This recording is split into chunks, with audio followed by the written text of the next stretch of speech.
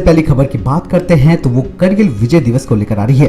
दोस्तों, देश आज शहीदों की शहादत और शौर्य गाथाओं को याद करते हुए 21वां करगिल विजय दिवस मना रहा है। 1999 में पाकिस्तान के साथ करगिल में हुई जंग में आज के दिन भारतीय सेना के वीर जवानों ने अपने पराक्रम और वीरता के बल पर दुश्मनों पर विजय प्राप्त कर तिरंगा लहराया था। इस मौके पर जहां देश के राष्ट्रपति से लेकर प्रधानमंत्री ने वीरों को याद किया और सेना को सलाम किया, तो वहीं फ्रांस ने भी भारतीय सैनिकों को सलामी दी है। फ्रांस में इमैनुअल लेनिन ने ट्वीट किया जिसमें करगिल विजय दिवस 2020 पर फ्रांस भारतीय सशस्त्र बलों को श्रद्धांजलि देता है। फ्रांस हमेशा से भारत के साथ खड़ा है। 1999 में मिराज 2000 ने अपना पराक्रम दिखाया था और 2020 में भारत को राफेल मिलने वाले हैं। दोस्तों, फ्रांस के मिराज 2000 लड़ाकू विमानों ने भारत की जीत में अहम भूमिका निभाई थी। इस खतरनाक लड़ाकू विमान के दम पर भारत के वायु सैनिकों ने दुश्मन के छक्के छुड़ाए थे और उन्हें घुटने टेकने पर मजबूर कर दिया था। दोस्तों, टेक्निकल अस्त्र जो कि आपका अपना ही चैनल है, वो भी भारतीय सैनिकों को सलाम करता है करगिल विजय दिवस के इस महत्वपूर्ण मौके पर। दोस्तों, पहली खबर की बात करते हैं तो वो पाकिस्तान की नापाक हरकतों को लेकर आ रही है। पाकिस्तान के वायुसेना प्रमुख ने शनिवार को पाकिस्तान के अवैध कब्जे वाले कश्मीर यानी कि पीओके के एक वायुसेना अड्डे का दौरा किया, जहां उन्होंने वहां की गतिविधियों का जायजा लिया है। पाकिस्तान के सरकारी रेडियो की तरफ से जो खबर आई है उसमें गिलगित बाल्टिस्तान के स्कर्दू स्थित कादरी पाकिस्तानी वायुसेना अड्डे के कर्मियों को वायुसेना प्रमुख मुजाहिद अनवर खान ने कहा कि पाकिस्तानी एयरफोर्स किसी भी समय विरोधियों के दुस्साहस का जवाब देने को तैयार है, यानी कि उन्होंने भारत को चेतावनी दी है। खान ने कहा कि पाकिस्तानी वायुसेना इस क्षेत्र में पूरी जमीन के विकास के लिए पूरी तरह से सजग है और किसी भी समय में दुश्मन के आक्रामक रवैये से निपटने के लिए तैयार है। यानी कि पाकिस्तान भारत को एक बार फिर से ललकार रहा है, लेकिन उसे ये बात भी मालूम है कि पीओके भारत का हिस्सा है और भारत उसको लेकर रहेगा। दोस्तों, अगली खबर की बात करते हैं तो तिब्बत को लेकर आ रही है। लंबे समय से भारत चीन सीमा पर चीन की ओर से हरकतें चल रही हैं। अब भारत ने चीन को उसी की चाल में घेरा है, तो चीन की बौखलाहट यहाँ पर शुरू हो चुकी है। उसने अपनी सेना को जुटाना शुरू कर दिया है। दरअसल भारत का एक जासूसी सैटेलाइट हाल ही में चीन के कब्जे वाले तिब्बत के ऊपर से गुजरा है। इस सैटेलाइट ने अच्छी खासी जानकारी जुटाई है। ये सैटेलाइट एमीसैट है जो इंटेलिजेंस इनपुट जुटाने का काम करता है। इसमें एक ELINT यानी कि इलेक्ट्रॉनिक इंटेलिजेंस सिस्टम है जिसका नाम कौटिल्य है, वो लगा हुआ है, जिसकी खूबी ये है कि वो रक्षा क्षेत्र की अहम जानकारियां जुटा सकता है। सूत्रों के मुताबिक ये सैटेलाइट हाल ही में अरुणाचल प्रदेश के पास स्थित तिब्बत के उस हिस्से के ऊपर से गुजरा है जो पीपल लिबरेशन आर्मी के कब्जे में है। इसरो के द्वारा बनाए गए एमीसैट का ELINT सिस्टम दुश्मनों के क्षेत्र के लिए इस्तेमाल होने वाले रेडियो सिग्नल्स को पढ़ लेता है। लद्दाख में पैंगोंग के फिंगर 4 को लेकर भारत चीन के बीच बातचीत बेनतीजा रही है और उसके एक दिन बाद ही सैटेलाइट के गुजरने से चीन सदमे में आ गया है। हालांकि अभी दोनों देश लद्दाख विवाद पर अपनी वार्ता करने को तैयार है। सूत्रों के मुताबिक चीन ने डेप्सांग सेक्टर में अपने सैनिक जुटाए हैं। चीनी सैनिकों को LAC के पास गड्ढा खोदते हुए देखा जा सकता है। सूत्रों ने बताया कि भारत के रडार सैटेलाइट राइसैट 2BR1 चीन की पीपल लिबरेशन आर्मी नेवी की जिबूती बेस जो कि अफ्रीका में है उसके ऊपर से भी गुजरा था। जिबूती नेवी बेस चीन का इकलौता ऐसा बेस है जो देश के बाहर है। हाल ही में ऐसी खबरें आई थी कि चीन ने जिबूती के पास अपने 3 युद्धपोतों को तैनात किया है। इससे पहले भी भारत का सैटेलाइट एमीसैट के ELINT ने पाकिस्तान नेवी के ओमरा बेस, जिसे जिन्ना नेवल बेस कहा जाता है, उसके ऊपर चक्कर लगाया था। इस बेस के बारे में कहा जाता है कि यहाँ चीन के सहयोग से पाकिस्तान ने सबमरीन जुटा रखी है।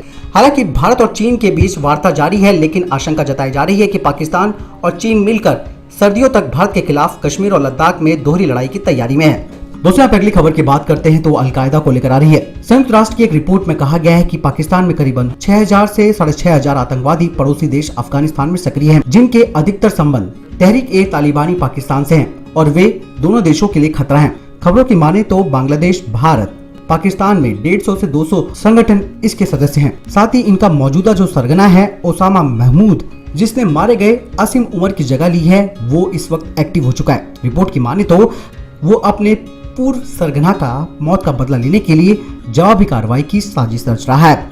ऐसे में भारतीय सेना को भी सतर्क होने की दोस्तों जरूरत है, ताकि इस तरीके के जो हमले हैं ये जो कर सकता है उससे समय रहते निपटा जा सके। दोस्तों, अगली खबर की बात करते हैं तो चीन और म्यांमार को लेकर आ रही है।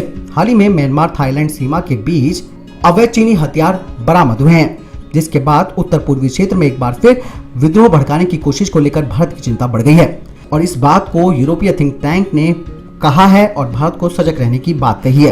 दोस्तों, इस रिपोर्ट में ये बात सामने आई है कि शुरुआती जांच में पता चला है कि ये हथियार म्यांमार के विद्रोही समूह के लिए ले जाए जा रहे थे।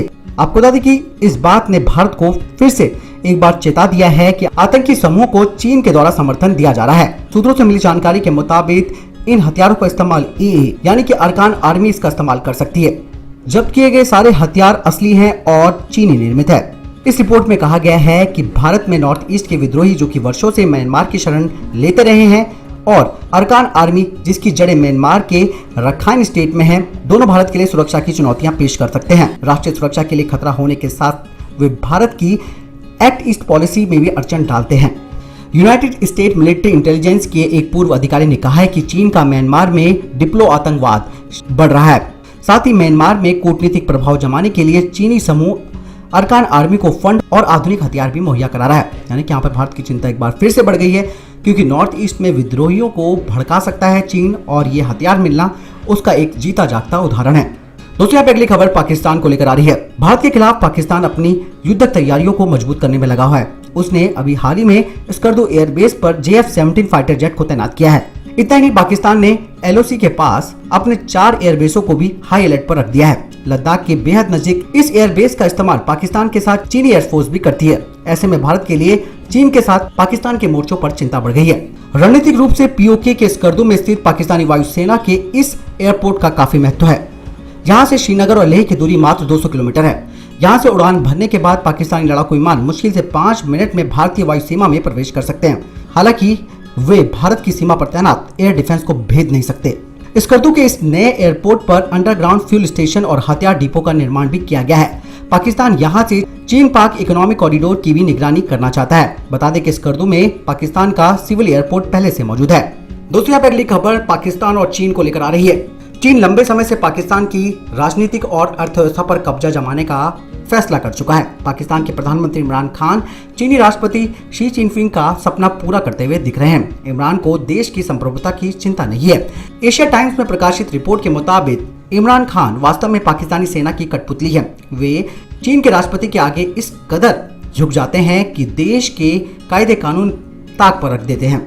दरअसल पाकिस्तान का योजना एवं विकास मंत्रालय देश के सर्वाधिक महत्वपूर्ण संस्थानों में से एक है, जहां बैठे आला अधिकारी चीन पाकिस्तान आर्थिक गलियारा परियोजना में चीन की कठोर शर्तों को लेकर सहज नहीं है। ऐसे में चीन को डर है कि ये अधिकारी जांच के बहाने परियोजनाओं को उलझा सकते हैं। समझौते के गोपनीय दस्तावेज भी इन अधिकारियों की नजरों से नहीं बचे हैं, क्योंकि निर्णय लेने की प्रक्रिया में वे जुड़े रहते हैं। अगर इस मंत्रालय को किनारा कर दिया जाता है तो चीन के लिए ये खेल आसान हो जाएगा और इमरान खान ऐसे ही कर रहा है। अगर चीन कामयाब रहता है यहाँ पर तो इमरान खान के जो अधिकार है वो सीमित हो जाएंगे। इसका मतलब ये हुआ कि पाकिस्तान के प्रधानमंत्री अब जिनपिंग के आदेश का पालन करने के लिए बाध्य रहेंगे। साथ ही ये बात भी सच है कि चीन कमजोर अर्थव्यवस्था वाले देशों को कर्ज के जाल में फंसाता है। आखिरकार कर्ज चुकाने में असमर्थ देश अपनी राजनीति और अर्थव्यवस्था को चीन के हाथों में दे डालते हैं। पाकिस्तान की इमरान सरकार चीन का ये सपना पूरा करता हुआ दिख रही है और पाकिस्तान भी इसके